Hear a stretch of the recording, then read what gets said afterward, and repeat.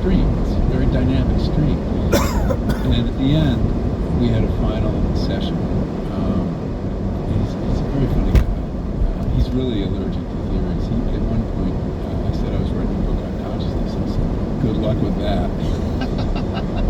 Very encouraging. Anyway, he said, well, he described there are these verbal thinkers and visual thinkers and unsymbolized thinkers. And I find that really interesting because we assume when we say the word, what are you thinking, that we know and that you're thinking the way I'm thinking. But it turns out we're not. That's just an umbrella word for many different styles of thinking. And we're really different. So that was one thing. But the other thing he said in our last meeting with Zoom, he said, there's also a small subset of people who just have very little inner life. You're one of them. And I was like, what? You know, I write books, you know? I meditate, I ruminate. How can you make that distinction, though? How do you know what's going on inside your head? He felt that my inability to isolate a thought was evidence that there weren't thoughts. And that I was kind of backfilling with all this other, you know, simultaneous stuff going on. I mean, I didn't agree with him. I thought it was kind of crazy. But that's have you asked him, have you ever conversations with him about other things to see how he thinks? No, he's very much in the therapist mode, like he's asking the questions. Yeah, I'd like to know like how he thinks. Yeah. What his sense is. Yeah, I'd like to talk to him. We would probably tend to say that. Anyway, he's posted all these conversations on his website, so if people really want to be bored, they can check them out. That's a weird thing to say that you know, especially someone like you who writes and does think a lot, and clearly has got some sort of dialogue going on in your head. The idea that you don't, I know. This guy can say that. I know. That seems a little arrogant. Yeah, I think I just didn't fit his template of like how people think. Yeah, well, that's why you should get a better therapist. Move around. All right. Find somebody else. Good advice. I mean, it seems like that's a very narrow line. I couldn't imagine saying to anyone, Yeah, you have very little inner life. Yeah, regardless of what kind of, you know, theory I'm following or, you know, what school of thought, I don't know what's going on in your head. I can't. It's not possible. No, and that's it. There's William James said this, the great, you know, founder of American psychology, that the breach between two consciousnesses is one of the biggest breaches in nature. Yes. And we, you know, I don't know you're conscious for a fact. I assume it because your behaviors mesh and we're the same species, and we have theory of mind. We can imagine our way into someone else's head, but it's a guess. It's a guess. And so and that's part of the mystery. Well, it's one of the things that I do when I'm talking to people. I try to imagine. Well, I'm so fortunate that I've been able to have so many conversations with so many different people, so many different ways that people view the world. Mm-hmm. And when I'm talking to someone, even if they're very different from me or anyone I know, I always try to put myself in their head. And after they talk for 15 or 20 minutes, I try to like recognize like how they approach things and see what is that like this person's perspective, especially So you're operating on two tracks. Yeah. I mean, you're holding the conversation, yeah. but you're also thinking. I'm trying to tune in. Yeah. Right. I'm trying because I always feel like when someone is like a great performance, like a great comedian or a great musician, one of the things that they're doing is they're bringing you into their head. Yep. Like there's a hypnosis. When someone sings an amazing song and the crowd singing along, there's a hypnotic element to that. Where when someone's like really killing it on stage, like the voice is just perfect. It's like, oh yeah, like you're in their head. Like it's a mind meld. It is a mind meld, and there's a little bit of that goes on in conversations. There's a mind meld, and I always try, especially if this is a rational person, I always try to put myself in their head, or at least empty out mine, and let them think, and then try to just keep the conversation rolling with just pure curiosity, but always, you know, try to think. I don't think the same way other people do. Maybe I can learn something from this. Maybe I can get something out of the way they think. Seems to me you have a real gift of curiosity. I mean that's a big gift. You're an intensely curious person. Well, I've always always been that way, but I've been very fortunate that I've had something like this that allowed me to feed it. Yeah. You know, I mean, the vast majority of time on my phone, I just pursue curiosities. I really am mostly You mean off looking stuff social up? media. Yeah. Yeah. I watch interesting YouTube videos. Like I went down a black hole rabbit hole last night. Oh my god! You want to really break your brain? There's a video of Brian Cox where he's talking about this black hole they found that's bigger than our entire solar system. The event horizon extends far beyond Pluto. That's mind-blowing. Yeah. When he was describing, he said, we don't understand why it exists. We don't understand how it can form so early in the universe. But yet there it is. How do they measure it? How do they know how big it is? I don't know. I'm assuming there's a lot of revelations that have come out since the implementation of the James Webb Telescope. Those images. Insane. Insane. And this is one that's causing this very interesting new theory or perspective on the age of the universe. So there are some galaxies that they found that shouldn't have. Oh yeah, I read about this. That it's throwing all their assumptions about the age of the universe up for grabs. Which makes sense because the further you can look back, the more you're going to be able to see. The assumption that the universe was 13.7 billion years old was essentially based on As how far far as we we could could look go. back. Yeah. And then, you know, the analysis of the radio waves that are coming from the supposed explosion. And then you've got guys like Sir Roger Penrose who say, no, it's just a constant cycle. It's not one birth of the universe. It's boom, smash, forever. It's an accordion. And it's always happened, which is the ultimate mindfuck. Well, you know, the interesting thing about astronomy, actually astronomy and consciousness studies have the same problem, which is you can't get out of consciousness to study it from a distance, right? Every tool you have to study consciousness is a product of consciousness, including science. The scientific enterprise is a manifestation of human consciousness. The problems you decide to study, the tools you have to do it with, the scale at which you're working, it's all like a product of consciousness. Astronomy, too, is trying to understand something it can't get outside of, right? I mean, its subject is everything that there is, the universe. So you can do interesting things from inside using telescopes. And, you know, you can figure out how old things are and rates of expansion and all this kind of stuff. But you can never get that godlike perspective that we have with other scientific problems. And this is, I think, part of the reason we haven't solved the consciousness problem. That we can't get outside. We're in a labyrinth, and everything we know is consciousness. I mean, which is a very weird idea. I remember asking Christoph Koch, the scientist I mentioned earlier, I said, well, what would the world be like without any consciousness? And that is a trippy thought, because everything we perceive is, you know, the scale of things. Like we operate at this scale, right? We're like 5 or 6 feet tall. We have bodies like this. But there's another world going on microscopically, and there's another world going on macroscopically. So if there's no consciousness, what's the proper scale? There isn't any. And when I asked him this question, he said, particles and waves. That's all there is. There'd be nothing but particles and waves. There might not even be space-time. That may be a product of consciousness also. So that was kind of mind-blowing to learn. That's the weirdest perspective. That consciousness is a part of reality. That it is how reality is formed. And that without consciousness and the perceiving of all this stuff, it doesn't exist. Something exists, but it's not, it has no shape. It has no scale. It has no... Right. Because consciousness edges. is what's perceiving light, and we're perceiving colors, and it's constructing. But it really reality. is just particles. Yeah, and waves. And waves and particles and atoms, subatomic particles. When you get into the weirder stuff, and we give it order. Right. I know, which it's just a mind-blowing idea.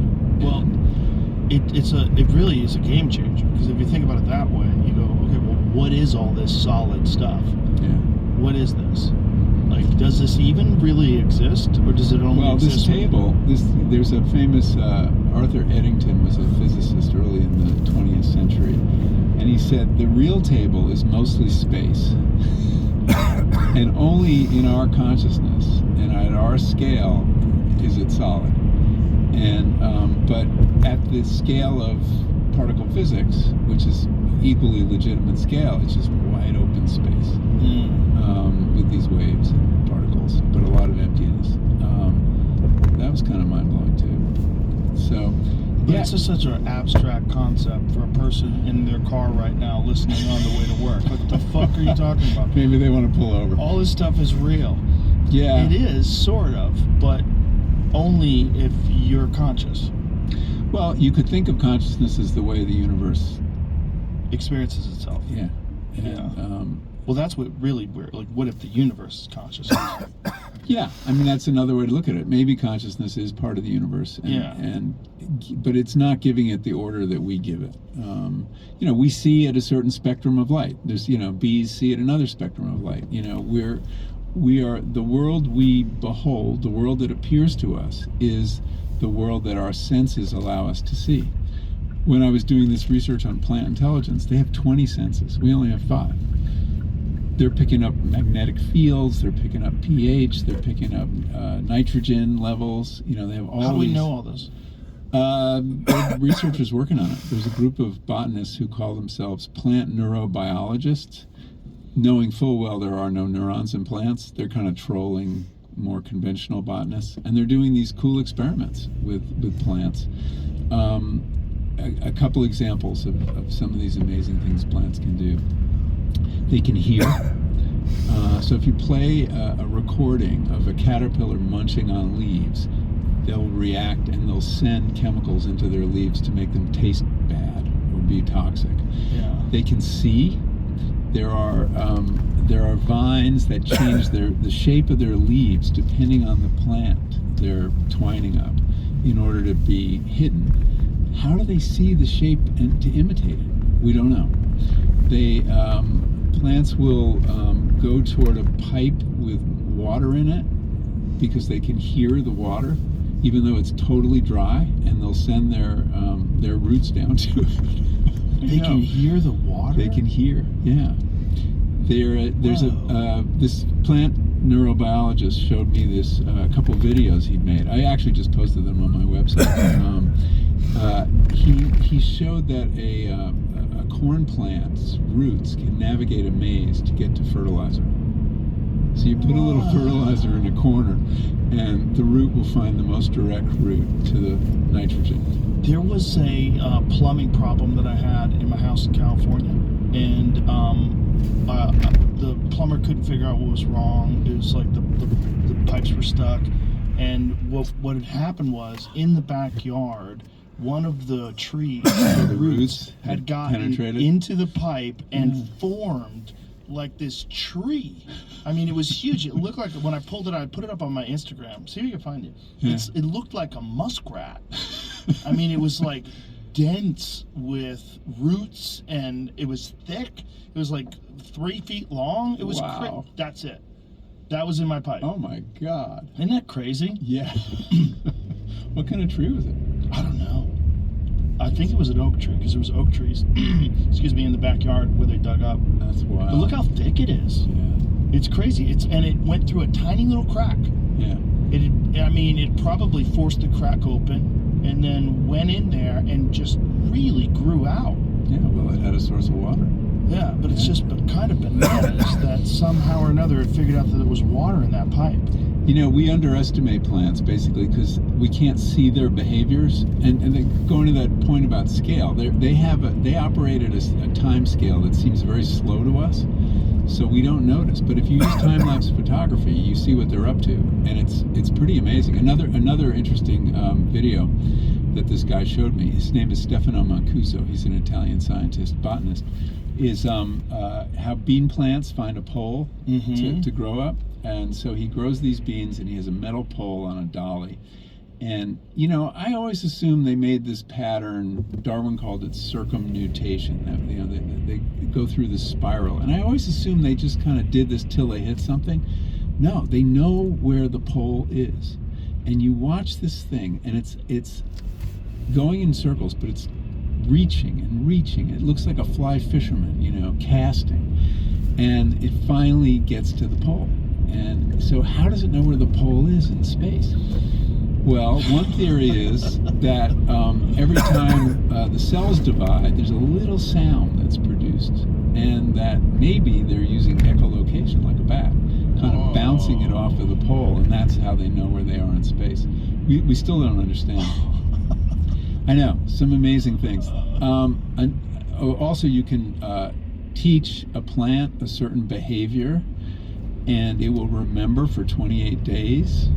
So they do this thing with sensitive plants. You may have seen them in Hawaii, actually. It's a tropical plant. When you touch it, the leaves collapse to keep from being eaten. It's called Mimosa pudica. And normally if you shake it, it'll also do this. And if you shake it repeatedly, it learns to ignore that stimulus. And it will remember 28 days, and it won't react when you do it. To give you some comparison, fruit flies can only remember stuff for 24 hours. And then they start over again. So another fact about plants, I got really deep into this. Because I was trying to, these guys say plants are conscious. Yeah. They have some kind of basic form of consciousness. Here's another one. The anesthetics that we use to put us out for surgery put plants out. So a Venus flytrap, if you give it an anesthetic, will not react when the bug comes across it. Now, that is like really interesting because it suggests they have two modes of being, right? Sort of like, unconscious and conscious, or aware. So Stefano believes that they're conscious. Now, this raises interesting ethical issues, right? If plants are conscious, do they feel pain? And that, I was really a little worried about that. What if that beautiful smell of a freshly mown lawn is actually the chemical equivalent of a scream? Yeah. But Stefano said he doesn't think they feel pain. Why does he think that? He said that pain would not be adaptive for a creature that can't run away. Well, if that's the case, then why do they produce chemicals to make themselves taste worse? They know what's going on. They're aware that they're being eaten, but that it doesn't register to them as pain. I don't know how he knows this, but if he's wrong, then, and we care about that, what's left to eat? Salt. Well, I think you have to make basically the assumption that life eats life. Yeah, and another scientist that I interviewed about this, who does think plants feel pain, says, look, it's just a fact of life. We have to eat other species. And he was kind of, gruff about that. But anyway, Stefano's idea is that, being able to move, take your hand off the hot stove or run away, then pain is really useful. It's a really important signal. But he also points out that lots of plants like to be eaten. I mean, grasses benefit from being with a ruminant, right? And that regenerates them. They want to be eaten. And then you have all the fruits and nuts that they produce, seeds that they produce, that they want mammals to take away and spread their seeds. So you don't have to worry about going beyond vegan. No, well, it just seems like a cycle. It seems like a very an interesting cycle that exists with all living things. Yeah. And then, of course, when you die, right? Plants eat meat. Yeah, they consume. They're carnivores. Yeah, that's the thing. They consume all the dead animals that die near them. Yeah, and fungi. Yeah, fungi. Well, that's the other weird things, the mycelium that they use to communicate with. Well, that's another really interesting case of intelligence in nature, right? I mean, you've probably done shows on this, but the way they use mycelium to send nutrients to their children, or share them in the forest. Allocate resources to certain plants that need them more. Yeah. And also communicate risk. I mean, that there's a threat. And so there are alarm signals that go out. The overall place we're getting to with this, as we look at consciousness and all these other species, is that the world is just a lot more alive than we thought. And that we've been, the whole legacy of the Enlightenment and Western science has been that, we have some monopoly Everything else is more or less dead, or we can use it as we wish. But we're seeing. I think we're approaching like a Copernican moment for our species. When Copernicus came along and he said, actually, the Earth revolves around the sun, not the other way around. It was like mind-blowing to people that our centrality in the universe we'd been dethroned. And we were dethroned again when, Darwin said we're animals like all the other animals, and we evolved from animals. That blew people's minds too. I think that we're kind of democratizing consciousness. That consciousness is much more extensive than we thought, and the world is more animate than we thought. And that's an old idea.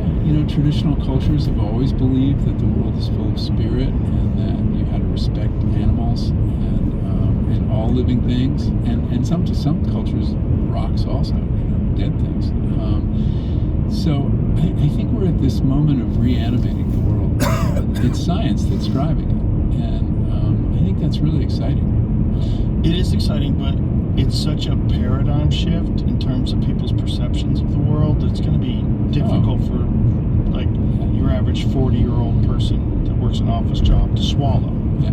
It also makes sense why offices feel so soulless. When you walk into a thing and everything is made out of synthetic material and plastics and metal, and it's all manufactured, and you're under these bullshit lights, and it just feels Doesn't feel alive. No, Yeah, it feels feel alive at all. you might be just surrounded by things that don't have consciousness because they've been kind of stuffed into form and That's true. stuck in place, rather than something that exists that works with the earth, like soil is alive, right? Yeah. So And there's another example. Soil is a lot more alive than we ever realized. We thought it was just dirt.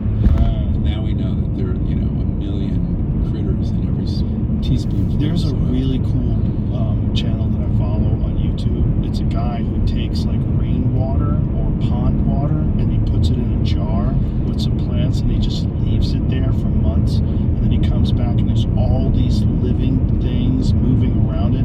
See if you can find that guy on YouTube. It's fascinating. I dug a pond, or had a pond dug on my property in Connecticut, and I watched life come to this pond. It's just, just a hole with water, and within a month, it was teeming with life. It's just amazing. Like, how does it get there? Right. Birds carry a lot of it in. Yeah. Frogs carry a lot of it in.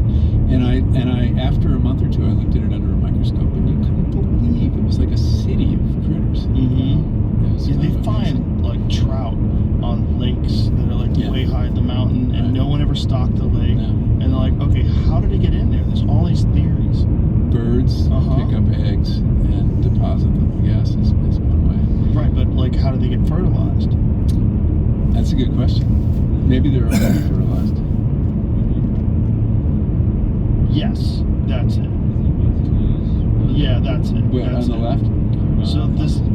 So this guy, he just takes pond water or lake water or rainwater and he puts it in a jar and then he leaves it there. There it is. Like, go to like day 60. On the top row where it says day 60 to the right. So it says day 60. Click on that. So he takes these things and then searches them after X amount of days, and you see all this stuff living in there, all these things swimming around in there. This isn't the same guy, so there must be other guys that do the same thing, but you see these weird little creatures that are floating around in there. Yeah, I brought my pond water to a biologist. Oh, this is different because this guy's he's making an actual aquarium. The guy that I saw he essentially just figured out how to take a scoop of dirt and whatever is alive that's in that dirt with some muddy water and put it in a jar and put more pond water in there and then just leave it there. And then you see all these weird little crustaceans, weird little shrimp-looking things, and some of them are killing the other ones. So there's like a real ecosystem in there. Oh yeah, and it's just created like overnight. Yeah, it's very cool. So I think that this is like a trend of our time that's really important. That we went from this idea of the dead world that we could exploit to this other idea that it's much more animate. And of course that's the default for humans. All traditional cultures believe in animism, basically. also the default for kids, right? Kids think everything's animal until we knock it out of them in school. Yeah. And so it's very interesting to see science supporting this idea after all these years.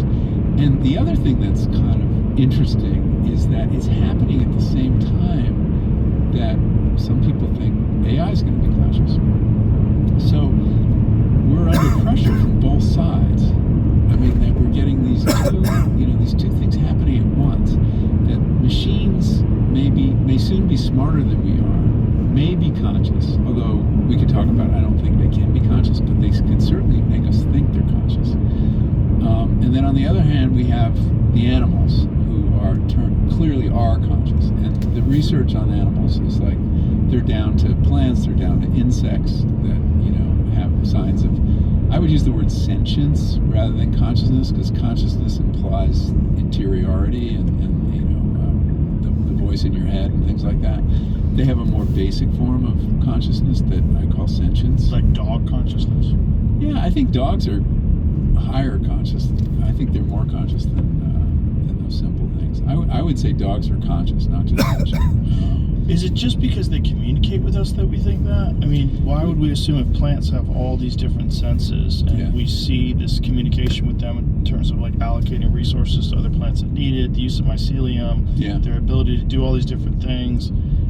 Why are we assuming that just because they can't move the way we move? Yeah, that they don't have more going on. Right. Yeah, it's possible, but I don't know what good it would do them. Like plants, what they get really good at, what matters to them is biochemistry. They have to produce chemicals either to poison their enemies or confuse them with drugs. And they also want to grow and thrive. They do want to grow and thrive. And they also exist in a community. Yes, definitely. Right, so don't you think that consciousness would be essential in order to foster that feeling of community? That's interesting. I hadn't thought about that. Yeah, that could be. Dogs are an easier case because they communicate with us directly. They're clearly conscious. Yeah, in a way that's very profound. But different than we, obviously. Yeah, clearly. I mean, one of the realizations I had when I was in the cave was that we often think that we're more conscious than animals, but actually animals are more conscious than we are. They have to be. They have to be present because they get eaten if they're not, right? Because we have this giant structure of civilization and the security it gives us, and we have this technology that allows us to check out. But I actually think animals are more conscious than we are. It's different, but if we think of being conscious as really being present to the moment, dogs are very present to the moment. Well, certainly animals are getting more information about the environment than we are. Yes. They have much better sense of smell, much better sense of hearing. There's a lot of different things that they can do. Like animals seem to be able to tell when you're nervous. Yeah. Oh, they read the environment. They read other creatures. Yeah, and we used to have more skills when we had to survive in the natural world, in nature. You see this with traditional, with tribes, indigenous tribes, that they have knowledge of nature that far exceeds ours because they need it to survive. But anyway, so I think we're going to get to a point where we have to decide whose team we're on. Are we like with these machines that speak our language and speak in the first person and sound like us? Right. Or are we with the animals that can feel and suffer and die? And I think that's going to be a big choice for us to make as a civilization. Why do you think that AI won't be conscious? The most interesting line of research, well, a couple of reasons. The first is the idea that it can be conscious, which is very common in Silicon Valley. I talked to lots of people there, and they say, it's just a matter of time. Some of that is confusion that intelligence and consciousness necessarily go together, and they don't. They have an orthogonal relationship, right? I mean, you know people who are conscious and not too intelligent, right? We all do. So it's not going to just come along for the ride with intelligence as these machines get more intelligent. But the belief that AI can be conscious is based on a metaphor that I think is a crappy metaphor, and that is that the brain is a kind of computer. And this is widely held. it's interesting to note that in history, whatever the cool cutting-edge technology was, brains were likened to that. So it was looms for a while, it was clocks for a while, it was telephone switchboards. Whatever was the cool technology, surely that's how brains work. Now it's computers. But think about it. In a computer, you have this sharp distinction between hardware and software. That's the key to their success. And you can run the same program on any number of different hardwares. They're interchangeable. Brains aren't like that. There's no distinction between hardware and software. Every experience you have, every memory is a physical change to the brain, to the way it's wired. We start out with all these connections and then they get pruned as we grow up. Every brain is shaped by its experience. So this idea that you could separate, that consciousness is some kind of software that you could run on other things besides me, I just think it doesn't hold up.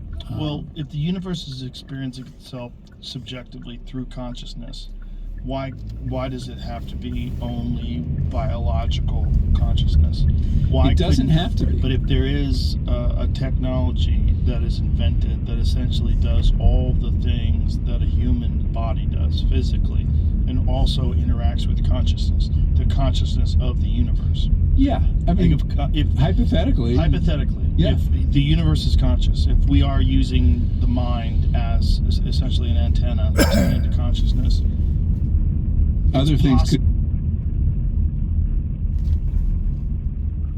Hallå? Hej älskling. Hej. Hej, när kommer du hem? Om 5 minuter typ. Jaha, okej. Ja. Bra. Nej, jag bara tänkte om du kunde lämna barnen sen, men jag kanske inte orkar vänta det. Okej. Jag vet inte, men ja, jag känner mig lite dålig så, men jag får försöka knalla bort med dem. I alla fall. Men är de klara? Kan jag ta dem? Ja, men vi har ju inte skrivit, jag har ju skrivit typ 8:20 på mig då, tror jag. Okej. Man kan ju nog inte komma så här tidigt, alltså så nästan en timme tidigare. Ja, just det. Så att, ja. Men det är i alla fall jättefint väder tror jag. Ja, jag ser det. Jag känner mig lite så här, lite så här febrig. Ja, men jag ska vara hemma idag. Ja. Så att, ja. Jag kan inte gå och jobba med det här. Nej. Jag orkar inte det. Nej. Ja, men då så. Men ja, jag kan inte knalla med dem sen. Okej. Ja, vi ses snart. Ja, hej. Hej.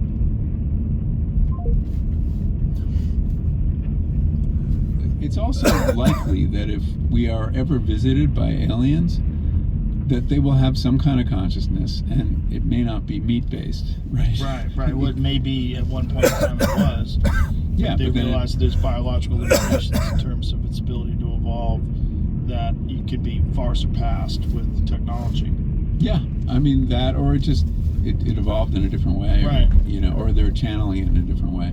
But the other reason I don't see it happening with computers as we know them, because that's the debate now, whether these computers we have, these large language models and the next generation can be conscious, is that the research that I found most persuasive about consciousness is basically has consciousness beginning with feelings, not thoughts. In other words, it's embodied. And I have to just develop this a little bit, but the brain exists to keep the body alive, not the other way around. Although since we identify with our heads, where most of our senses are, we lose track of that.